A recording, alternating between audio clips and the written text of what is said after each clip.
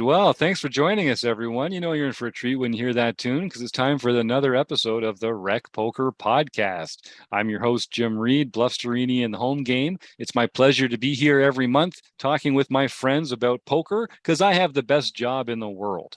Like I said, I'm Bluffsterini in the home game at Rec Poker Jim on Twitter. And if you want to find out more about me or the rest of the wrecking crew, you can go to rec.poker/crew. But hang on, you're going to meet a couple of them right now. Kim, why don't you lead us off? I'm Kim Kilroy. I am Fergie 56 in the home game. I am Pet Vet or Pet Vet 33 everywhere else. I'm Radman 50, or I'm Rob Washam, Radman 50, just about everywhere. And, I didn't hear anything when the introduction was coming through, so I wasn't prepared for this wonderful podcast because I was expecting to hear that introduction music. Oh, So well. you might want to check that before we go to air this. I think that you have caught me not having my screen audio sharing on. See, where's Chris Jones? I need a producer. This is clearly the message that we're getting here is I need a producer. We're just coming out of the Norman Chad Chats edition, and I didn't have Chris or John there, who are normally the people that run the stream and make sure everything goes tickety-boo and help me remember to hit my audio cues properly. And I had to do it all by myself this week, and I did not do a perfect job. So I thought you were adding the audio afterwards. I just That's what I thought too. Wizard behind the curtain. We might see if Roger Schutte and Diego Espinas are able to come in and wave their magic wand. If you're listening to this and you did hear that audio bumper music, then you know we've got a team of wizards behind the scenes making it all happen. But I can't take credit for it going well. I screw it up all the time, and I'm just doing my best here, folks, like everybody else. But it is a freaking phenomenal opportunity. I love being here every week. One of these days, I am going to nail those audio cues. In the meantime, I have to thank our sponsors, Mark Bershon over at Website Amp and Running Aces Hotel, Racetrack, and Casino. And I got to thank our premium members like Eric Anderson. Eric's here to join in the conversation. Eric's a prolific poster in our forums and an active member in a lot of our strategy conversations. Eric, welcome back to the show. And why don't you just tell folks in Rec Poker Nation where they can get a hold of you? The easiest way is I'm E Anderson 85 at the home game or at Rec Poker. There you go. He's E Anderson 85 everywhere. What a pro. So as you know, it's Monday night. We are recording a forums edition of the podcast tonight. We're all playing in the nightly home game, trying to steal each other's chips. And we're going to have a good time talking about poker like we do every week. So last week we talked about a few things to do with the main event, the WSOP main event this year. We talked about some travel tips. We looked at a hand, and we swore that we were going to talk about this King 10 hand on the next show. So we're going to continue that theme today. This is a hand I played on day 2 of the main event. And as we talked about last week, in case you hadn't listened, I'll just briefly go over. There's a very unique 3-betting dynamic in the main event. People really don't want to leave, and it tends to generate, in my experience, the people that on my tables were over folding to 3-bets. And when players are over folding to 3-bets, then that should kind of change the range of hands that we choose to 3-bet with. So I decided to 3-bet more widely with hands that had ace or king blockers in them.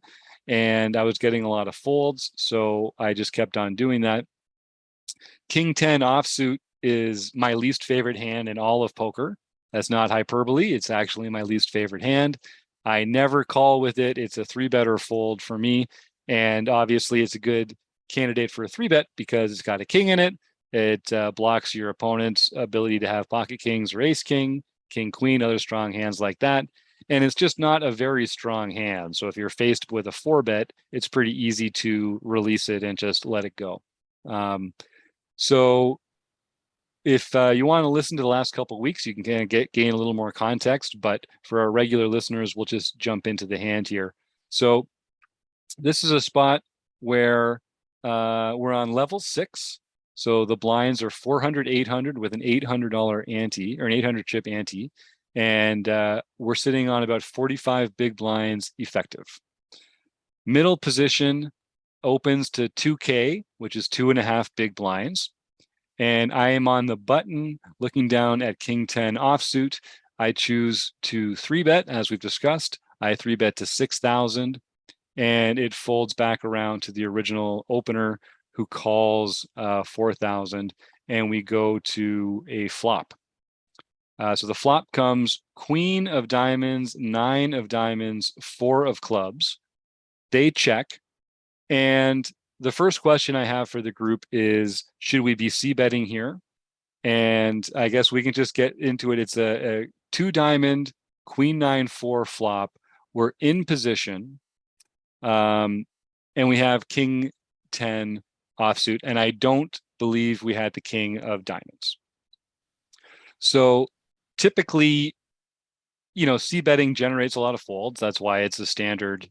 It's a good exploit to be c-betting a lot. People fold to c-bets a lot. In order to have a c-bet, you have to have taken the aggressive action on a previous street. So your range is usually pretty strong, and your opponent has typically capped their range by calling on a previous street. So their range is not as strong as yours.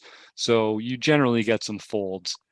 In this case, when players are overfolding to 3-bets, when they choose to continue, it usually means that they're continuing with a stronger range of hands than would normally do so. So I did think that this player had a pretty strong range of hands. When it comes to equity, maybe if we turn a king or get a king on the river, that would improve us to a top pair hand that might take it. Obviously, if we hit a jack, we're going to make the 9 to king straight, which is a good one to make. But it's unlikely otherwise that we're going to make a really big hand, and we don't have a diamond. There's 2 diamonds on the board. So there's not really a lot of great cards for us. Most of the cards that are going to come that aren't a diamond are going to be a brick. So first off, what's your take on this, gang? Queen 9-4, 2 diamonds. Is this a standard c-bet? Why are we even talking about it? Is it a standard check back given the 3-bet dynamics? Is it somewhere in the middle? Rob or Kim, what's your take on this? Do you have a default position?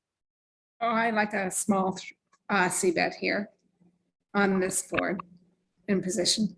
And I think most of the time that's going to fold out all of your pairs lower than 9s. Yep. That are currently ahead of you. Yep. I'm maybe check back if we did have the king of diamonds, but probably think it's more often a c-bet here. And we might fold out some ace high hands that don't contain a diamond, like ace 5 suited that is not clubs or diamonds. Yep. Ace small suited. Ace suited below the 9, I guess. My question is, what kind of range did you put this specific player on? Yeah, good question. I thought that they were one of the players that would overfold to 3-bets. So that was one assumption I made when I decided to raise them pre-flop. So when they call, I think it's a lot of pocket pairs. It should be a lot, in my mind, it should be a lot of like pocket pairs and suited Broadway, maybe some suited aces. Like nobody was 4-betting light. So you might think that, oh, they might be 4-betting with like ace 5 suited or something like that every once in a while. I didn't get the impression that this field was doing that much at all. So they could have some suited aces that they called with, or some Broadway offsuit aces that this board sort of intersects with. But mostly I think the hands that they're going to continue with versus a c-bet are going to be flush draws and maybe some like pair plus draw combos, like with a queen jack, queen 10, that sort of thing, where they've got a piece of this. And I wasn't sure if I get them off it. Yeah, this is probably a frequency thing. I think you probably have a certain percentage of the time that you want to see bet this and another percentage of the time that you want to check it. But I'm thinking it's primarily a C bet. You're already, I mean, your king 10 is a total air type bluff 3-bet already, right? It's not Yes. even in the normal range of 3-betting. So obviously if you got 4-bet, you're folding immediately. Yes. So you're in the middle of a bluff is what you're in the middle of right now. Yes. You're bluffing that you're really, really strong because you 3-bet. So yeah, I think you probably want to favor a C bet here. And I like Kim's sizing. C bet small, 25, 33 type percent C bet. And most of the time you're going to get a fold from, people with pocket 8s, pocket 10s, pocket 7s, those types of hands that are just not going to feel very comfortable calling a C bet. And I'm thinking, what are they calling a 3-bet with? And I'm thinking it is going to be a pocket pair most of the time. I don't think tens should fold to a small C bet. I don't think we'll fold out tens. But eights and Yeah, we could fold out 8 and below on the pocket pairs and some ace highs, which are currently beating us. mhm. If you And guys even- remember, oh, go ahead. Go ahead. Yeah. Oh, if you guys remember, Gareth James gave us that spreadsheet Yeah. for 40 big blinds. I just looked it up. Queen 9-4 is on there. He says you should C bet it 25% of the time, or bet quarter pot 40% of the time, and bet 3 even. The exponential betting for 57% of the time.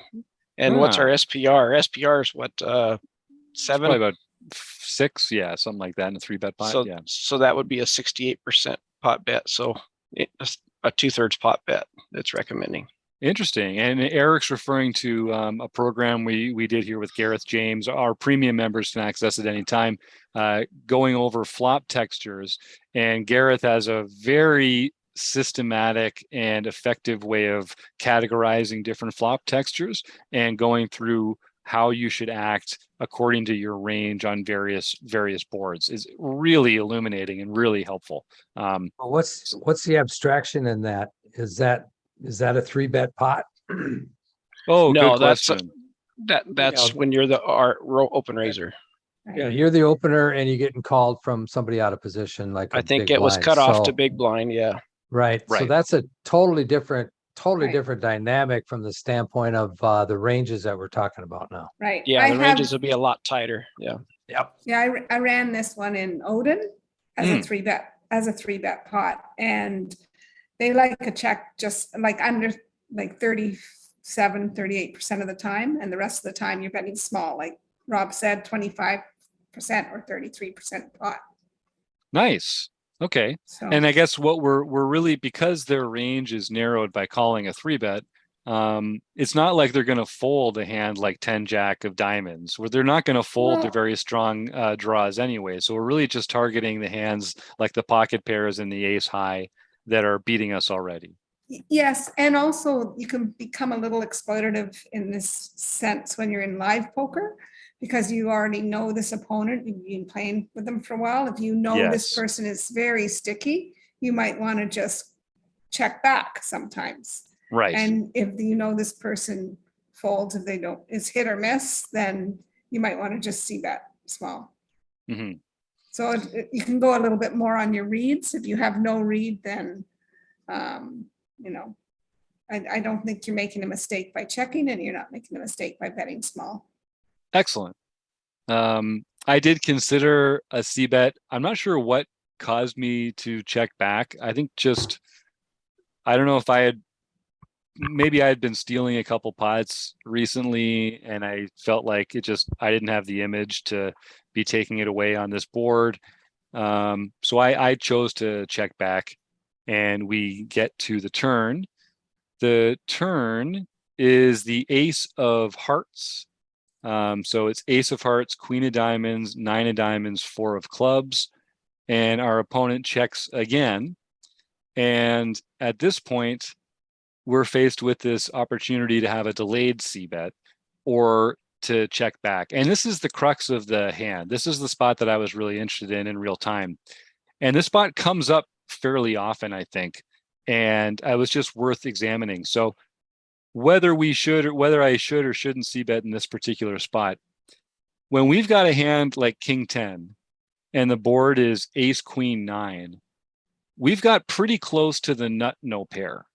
Like if we had King Jack, we'd actually have the nut no pair right now, which just means that it's impossible for anyone to have a better hand than us without having a pair or better. So, if the flop comes 9-7-4, Ace King is the nut no pair. If the flop comes Ace 4-3, King Queen is the nut no pair.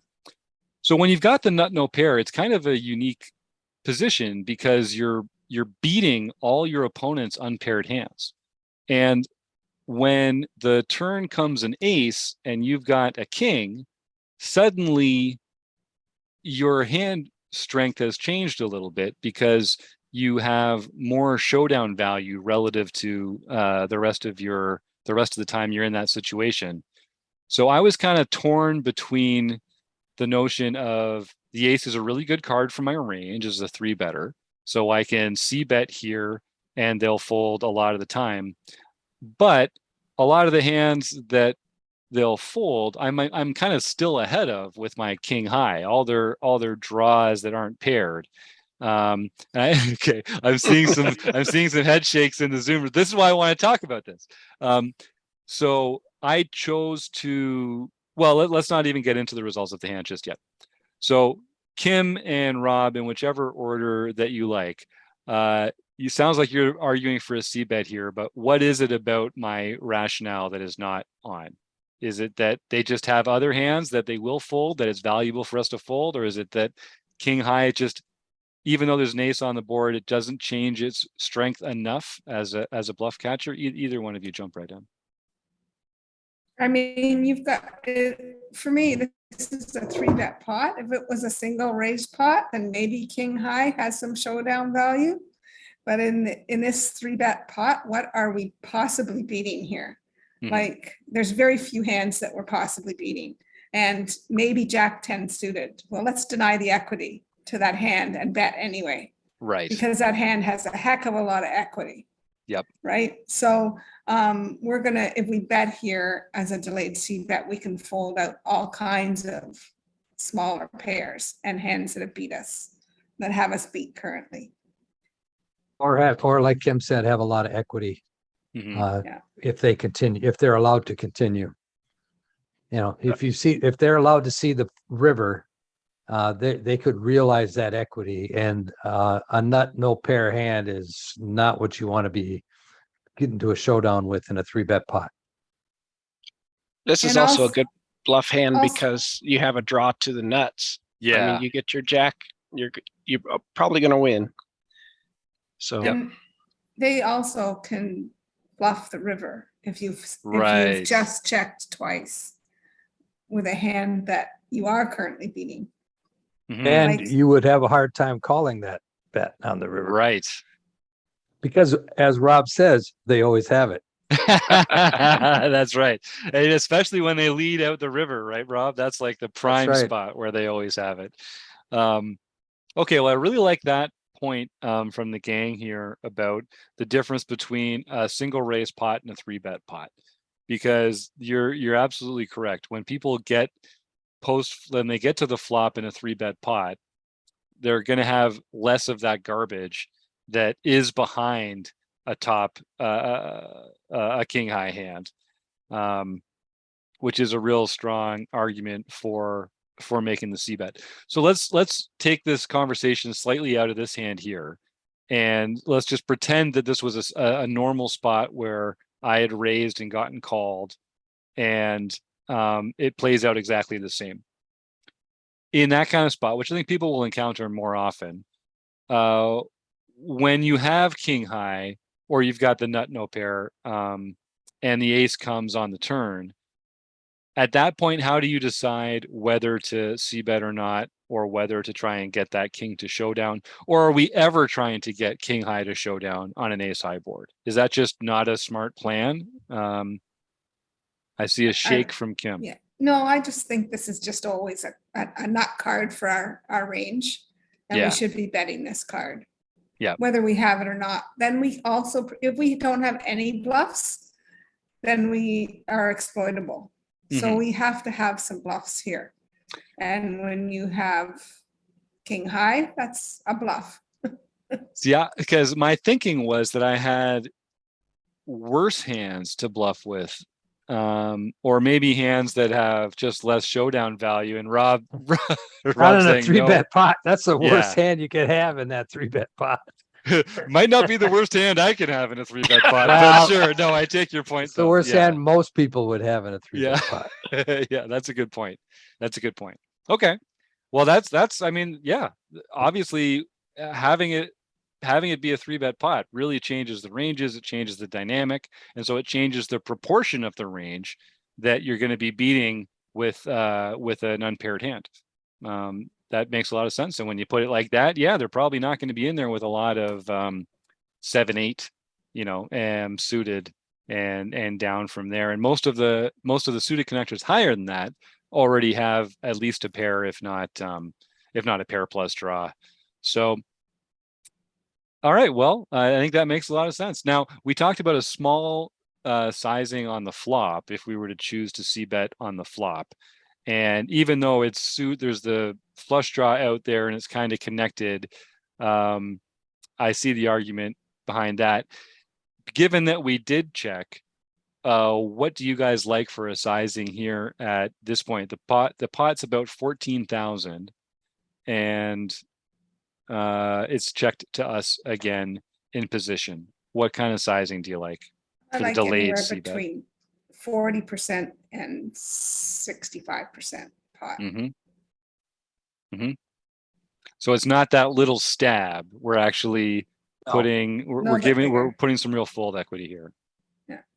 A little on the range of the 50 to 65% mostly. I'd probably go 40. Mhm. I'd go just a little under half. Make it, I think he's going to be pretty inelastic. Right. If you make it a small stab, that's an opportunity for him to, check raise you. Whereas you make it 40, to what Kim said, like 60, 65%, it's going to make it much more difficult for them to put out a check raise.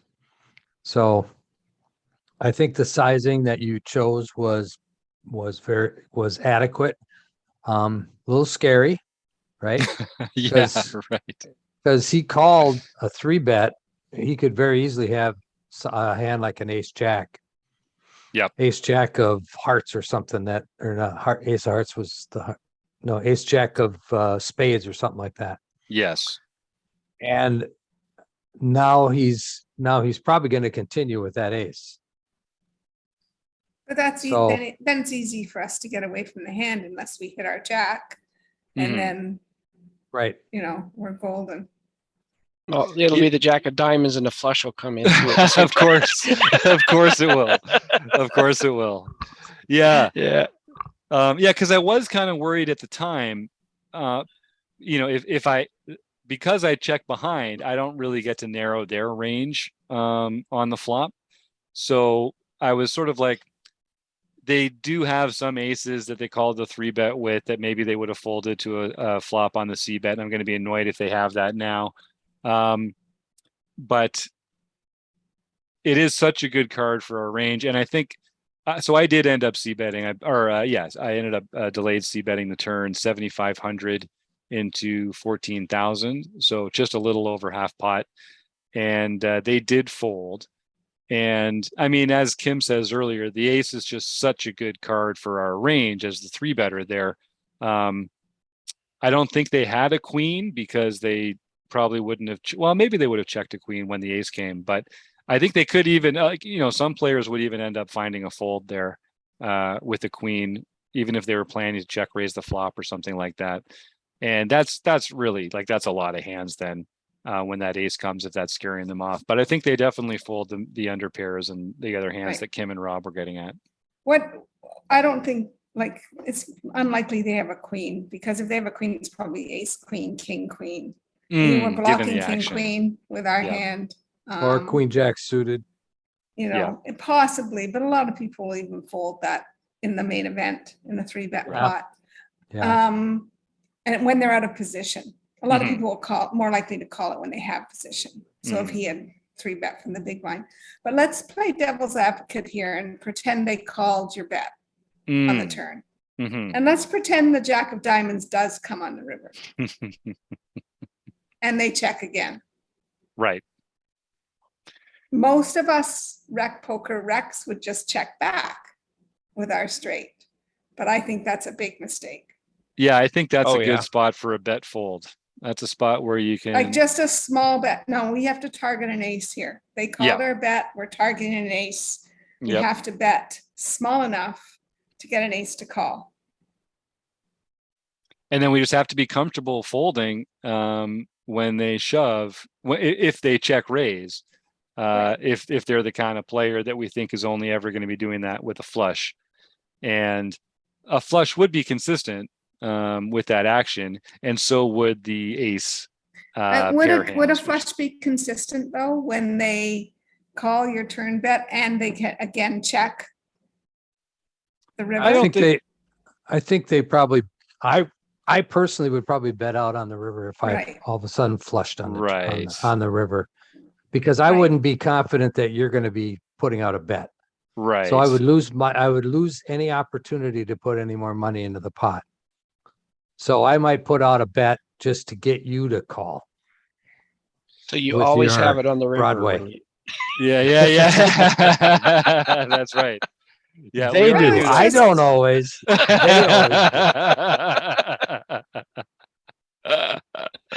So then Anyway. if we do bet small on the river, so it gets called, the jack of diamonds comes on the river, they check to us.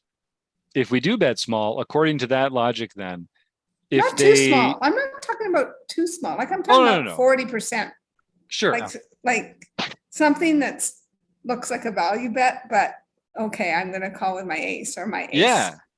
Whatever, right? well, it would be So, nice, yeah, because we're still crushing 2-pair there, so they could even have gotten like the ace jack and rivered the 2-pair. I love that idea.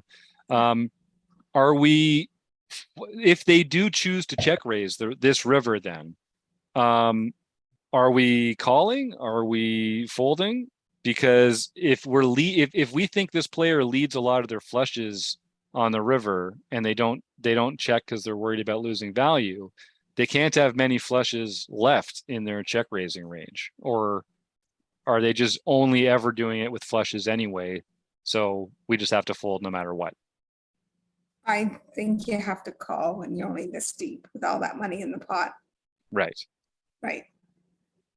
Yeah. And- well, I think that they're I check think that raising.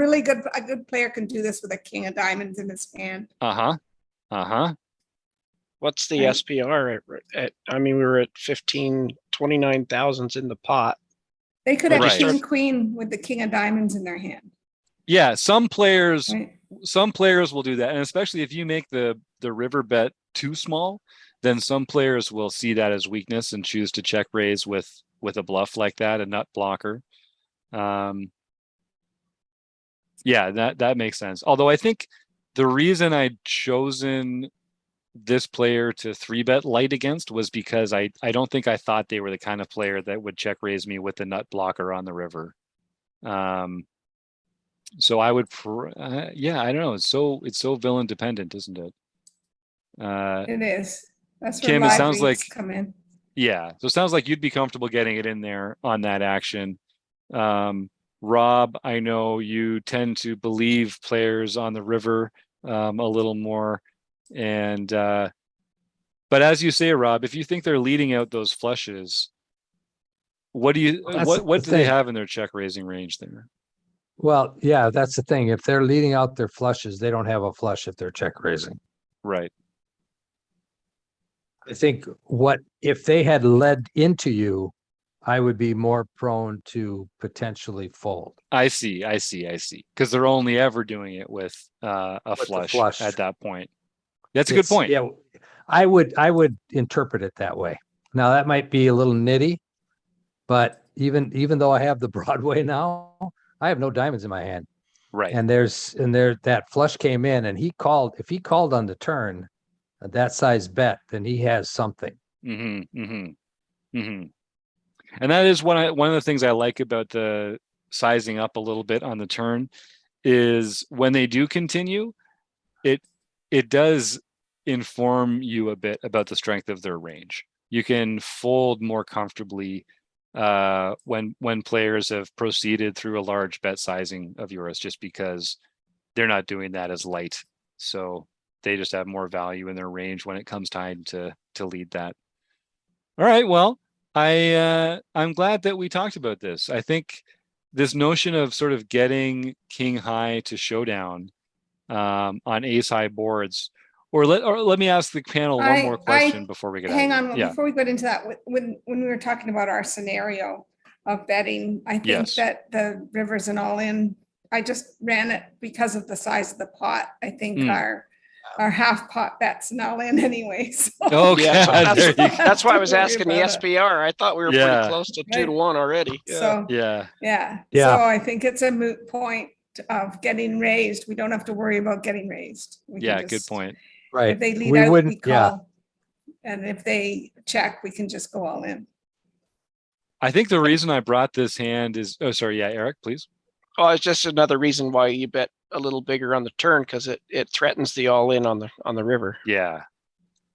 I think one of the reasons I brought this hand in was because I was uncomfortable on every street. I didn't feel good about any, not my play, but just like my situation. It's not a strong hand to be 3-betting with, even though I like it as a 3-bet sometimes because it's got good qualities to make it so. I didn't like that flop. I didn't really like the turn. I didn't like what my opponent's range would look like if they continued to any of my bets. So I really felt uncomfortable in basically every spot. And that probably contributed to my sizing up on the turn too, because I just really wanted some folds. And But I you think got that's it. a bit of a leak. And I did. Yeah. So they did fold and we won the hand. And there is no, everything on the river is completely academic because we just collected the pot on the turn. But I think I was working with a coaching client earlier today, and they also tend to kind of size up when they want people to fold. And that's obviously exploitable if people are paying attention to that this, players make bigger bets and raises if they're trying to get folds. So it's something that if you're playing against thinking players, you do need to kind of have that balance in mind when it comes to using sizing that's consistent with strong and weak holdings. And I think we also kind of I don't think that's much of an issue in a live international tournament like you're in, though. Just because you're not going to play enough hands with these players that you might get it's gonna 50 come up. hands with them, and Yep. how many times are you going to see bet Yep. in those 50 hands? Yeah, that's a good point. Now, live is a totally different animal because of that. I mean, it's Mhm. very hard for people to get a feel for your frequencies, your bet sizings. I look at different types of bet sizings in different situations to see how, the type of player that I'm playing against. Because you'll see different, you'll see some bet sizing that you kind of scratch your head. What is he doing that with, And so in those circumstances, then you get kind of a feel for the way the player is. But I don't Mhm. think if you're playing a normal bet size, which you did, I don't know that anybody's going to get anything from that. If you had bet 3/4 pot Mhm. on the turn, I think that would have been totally fine too. I would have been totally fine. And you could, if you bet that big, you're polarizing your range, right? Right. You either have something really strong or you have air. And that's what you're telling the guy. And he has he has to have a little bit of guts to be able to call a bet that big, because you either have it or you don't, and he doesn't know. Yeah, great point. And particularly in a tournament like this, I think there's more fold equity than we're used to, because people. The problem with that, if he does call, then you got just a half. You don't even have a half pot bet left anymore. Yeah. So that's I think more importantly, we need to consider the pot size dynamics when we're choosing our bet sizing. Hmm.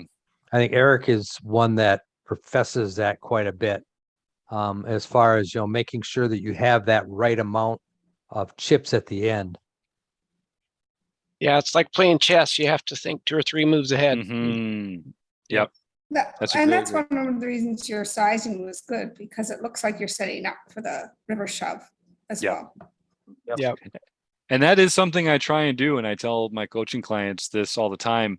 Every time you're considering making a bet or calling a bet, you should visualize, if this bet gets called, how much is going to be in the pot and how much is going to be in the effective stack. And if you just think about that quickly, every time you're making a bet or considering calling a bet, it's really going to be helpful when you're thinking about, okay, maybe I should size up or down, or maybe I just have to shove here instead of calling because there's not going to be enough behind on the river, or maybe I have to fold. So I always encourage everyone to think about, if this bet gets called, how much will be in the pot and what will be the effective stack behind at that point, because that can be a real time saver and a chip saver. Another one that catches people all the time is to ask what'll happen when it gets raised.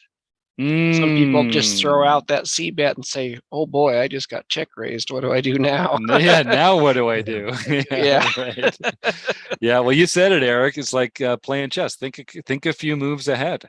And That's and not you just know, a check; it's a check call or a check fold. that's right. Yeah. That's right. And if people can think about going a few more branches down that decision tree with their actions, then they'll be rewarded in the long run, for sure. And that some of that just comes with reps, just playing more poker, getting more familiar with that process. But I think that's a really good point, Eric. All right, anything else here, folks, before we wrap this puppy up? Good All right, one. well, Are we all finished with your hand histories from the main? this is the last one I had. I've got more hands in my notes, but they were pretty cut and dried. I was doing a lot of these kind of 3 bets and getting a lot of folds. So there's maybe we'll do one more. There's another hand where I had king queen of hearts, and Or you can bring it to my hand history.